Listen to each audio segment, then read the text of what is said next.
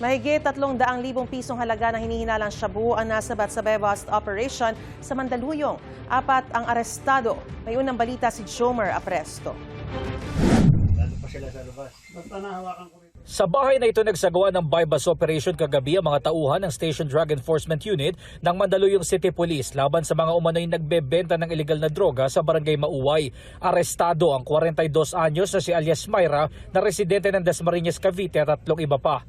Medyo matagal na rin na sinusurveillance siya at itong nakaraang araw ay nag-conduct kami ng test buy para makonfirm kung talagang nagbebenta pa siya ng pinagbabawal na droga. Nakuha mula sa mga sospek ang 17 sachet ng hinihinalang shabu na nagkakahalaga ng 340,000 pesos.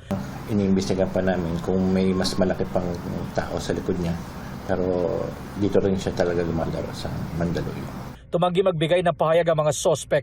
Maharap sila sa reklamong paglabag sa Comprehensive Dangerous Drugs Act of 2002. Ito ang unang balita. Jomer Apresto, GMA News.